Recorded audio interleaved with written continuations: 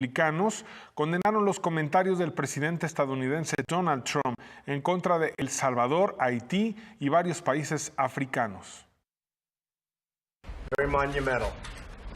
Demócratas y republicanos condenan el último exabrupto de Donald Trump tras llamar a Haití, El Salvador y países africanos agujeros de mierda.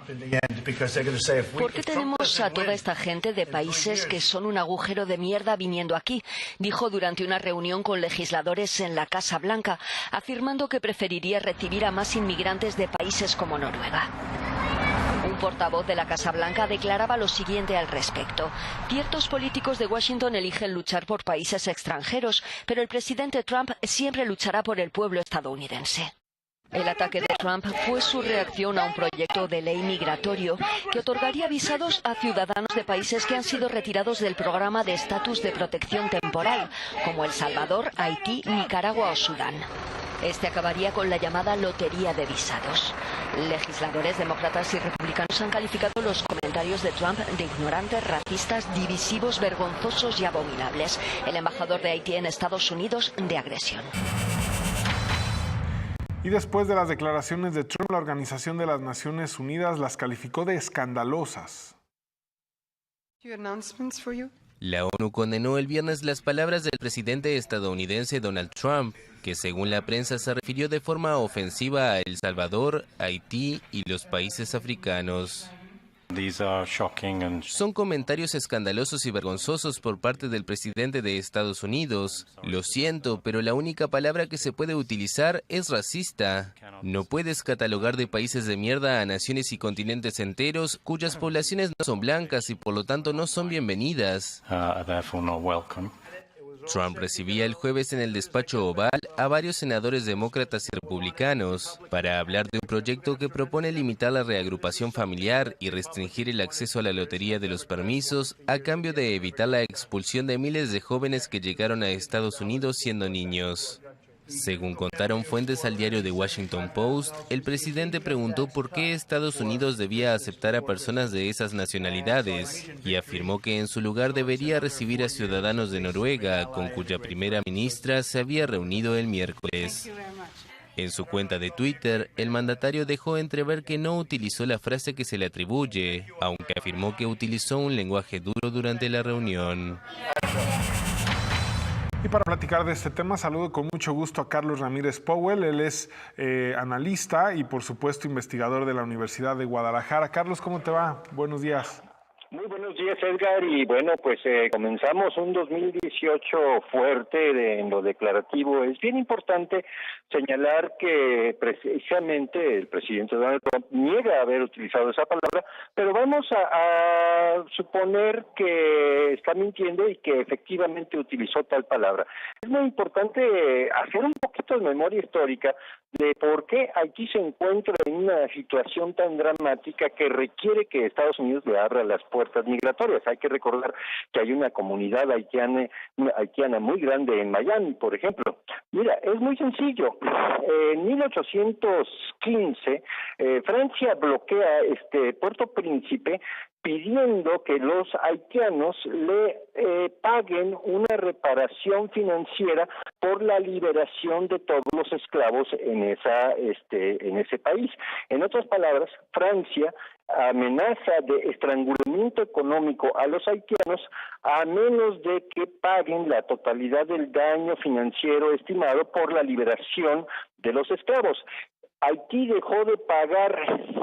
terminó de pagar el daño financiero que sufrieron los franceses por la abolición de la esclavitud en 1935. Entonces, si Haití es un país con problemas que pueden ser definidas como un agujero de mierda, bueno, hay que voltear a Francia, que durante 100 años estuvo recibiendo un beneficio en oro por la abolición de la esclavitud en Haití. Y luego nos podemos ir al siguiente paso, en donde los servicios de inteligencia norteamericanos y el ejército norteamericano hicieron fuerte a un hombre llamado Papa Doc Duvalier, que tuvo a Haití básicamente en una situación de tiranía absoluta y tiranía vudú, gracias a un apoyo incondicional de los Estados Unidos, puesto que todas las rebeliones haitianas de aquellos años fueron reprimidas ultraviolentamente por papá Doc Duvalier y con todo el apoyo irrestricto de los Estados Unidos.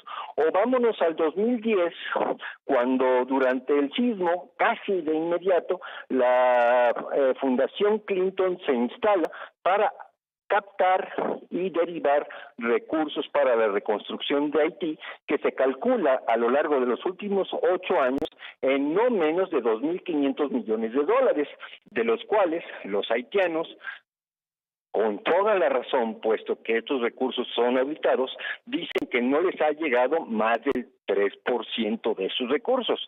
Entonces, sí, yo creo que Donald Trump hace mal en caracterizar países y es correcto indignarse contra Donald Trump por las definiciones que dé o que le interpreten, pero es mucho más importante recordar en el contexto histórico ¿por qué Haití no ha podido levantar la cabeza? De que hay racismo, pero no lo inventó Trump. Tenemos que irnos a París para ver cómo funcionaba ese elemento en 1820. Y de que hay racismo, pero no fue Trump el que puso a papá Doc Duvalier a dominar la isla durante 40 años. Entonces, mira, hay que extenderse y generar un marco de discusión en donde realmente podamos ayudar a Haití en el actual trance que está viviendo. Más allá, Carlos, de la declaración, no pasará nada, es decir, quedará en la anécdota como uno más de los temas de Trump en la lista polémica. Yo creo que no, porque en este momento uno de los grandes debates reprimidos en los medios masivos de comunicación es precisamente la desviación de fondos masivas de la Fundación Clinton, es el fraude de una organización de, entre comillas, caridad, que no ha estado haciendo lo que presume hacer, en donde los costos administrativos de todas las donaciones constituyen el 92% del total de la operación de la Fundación Clinton.